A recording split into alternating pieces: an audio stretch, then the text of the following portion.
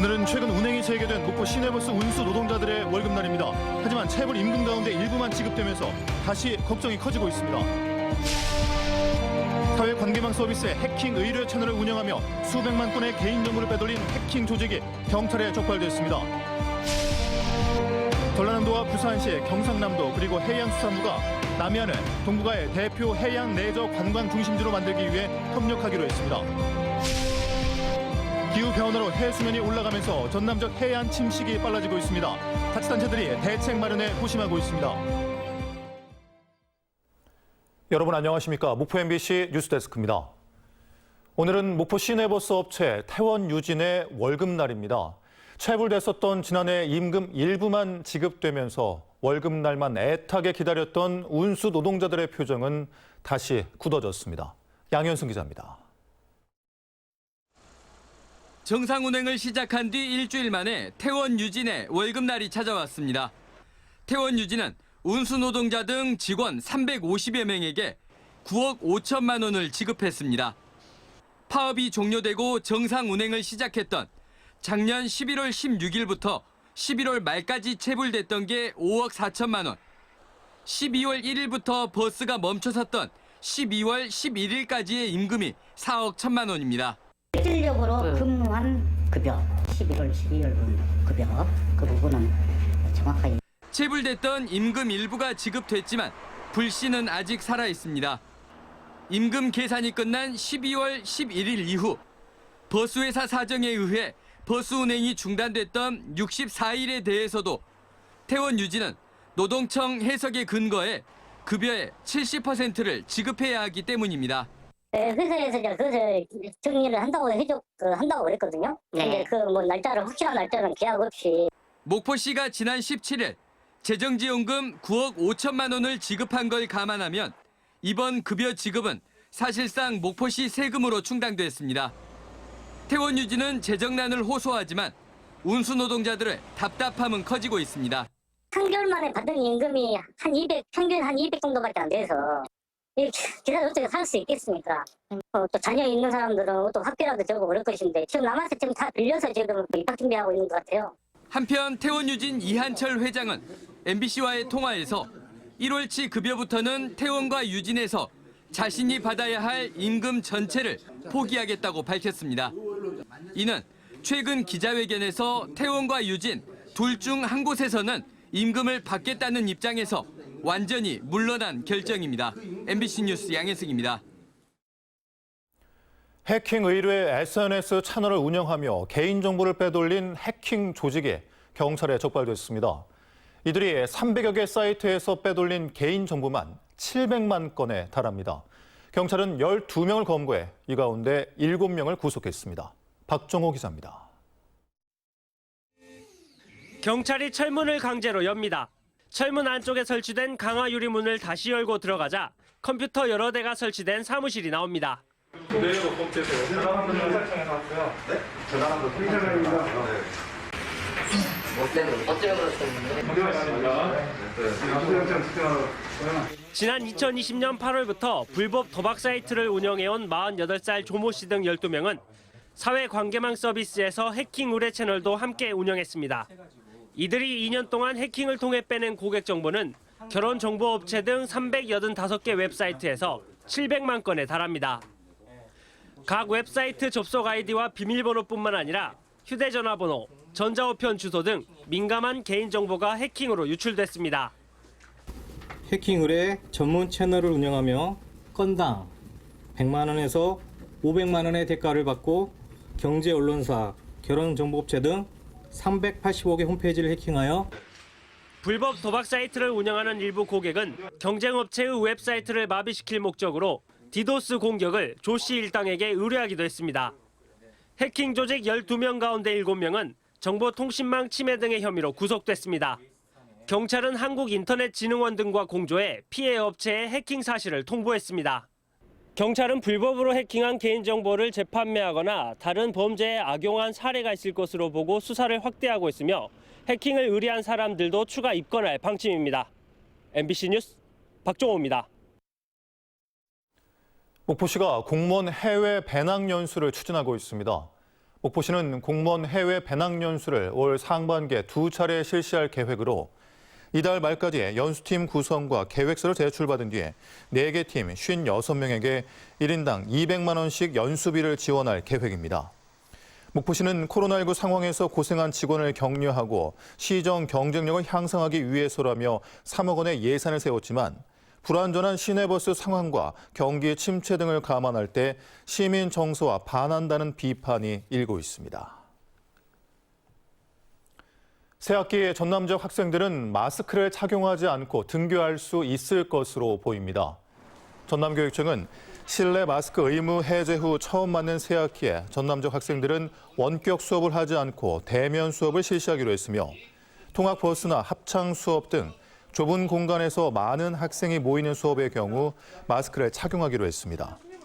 등교를 앞두고 실시했던 발열 검사와 급식실 의무 칸막이도 해제했으며 접촉이 빈번한 시설과 기구에 대한 청소, 소독, 식사 시간, 창문 상시 개방 등의 조치 등을 강화했습니다. 전라남도와 부산시의 경상남도가 남해안을 동북아의 대표 해양 레저 관광 중심지로 만들기 위해 손을 맞잡았습니다. 체계적인 추진을 위해 남해안 종합개발청에 설립돼야 한다는 제안도 나왔습니다. 김진선 기자입니다. 섬과 해안, 갯벌 등 천혜의 해양관광 자원을 보유한 남해안. 남해안을 K관광을 견인할 세계적 해양 레저 관광벨트로 조성하기 위한 밑그림이 그려지고 있습니다. 해양수산부와 전라남도, 부산시 경상남도가 남해안권 해양 레저 관광 활성화를 위한 업무 협약을 체결했습니다.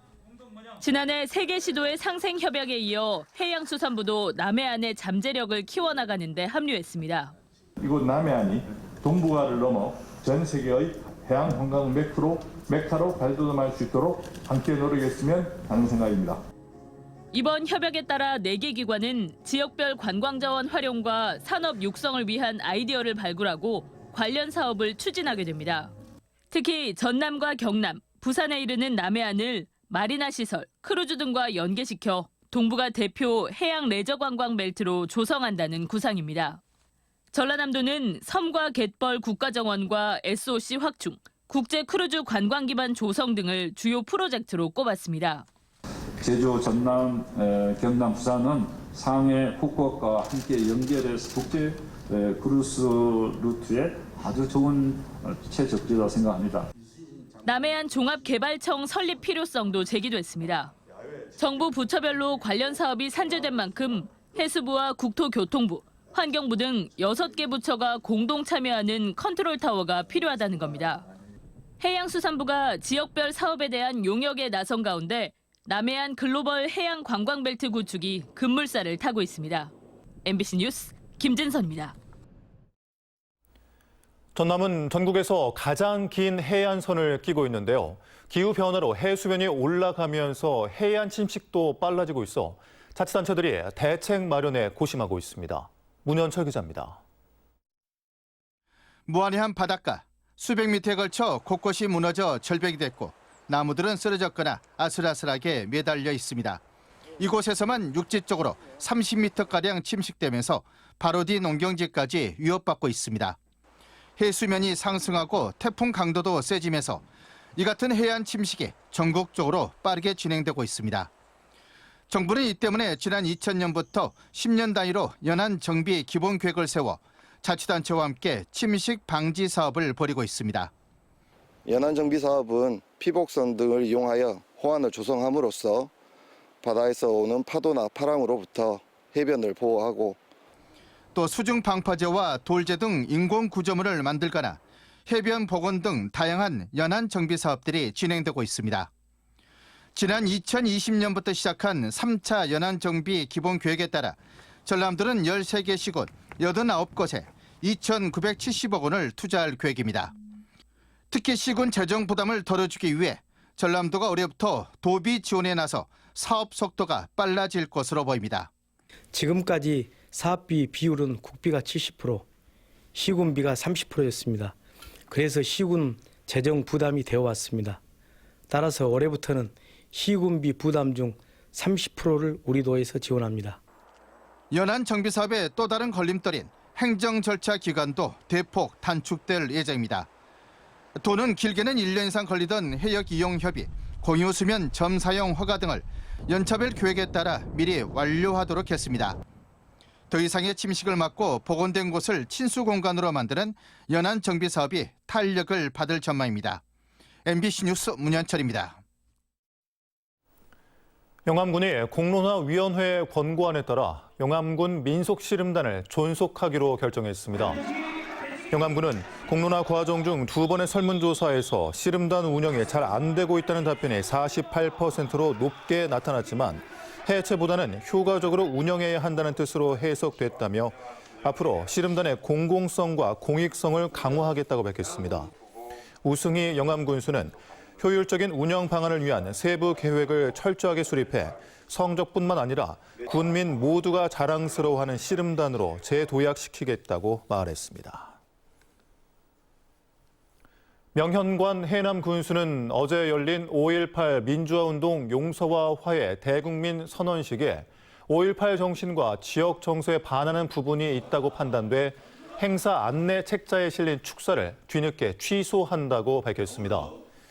명 군수는 5.18 민주화운동의 용서와 화해라는 행사의 당초 취지와 유관단체 공식 요청임을 감안해 축사를 발송했지만 선언서 등을 검토한 결과 당초 내용과 반한다고 보고 이같이 결정했다고 말했습니다.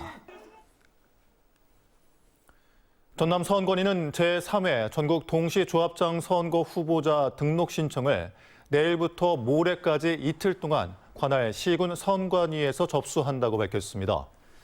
등록을 마친 후보자는 오는 23일부터 선거일 전날인 3월 7일까지 선거운동을 할 수 있습니다.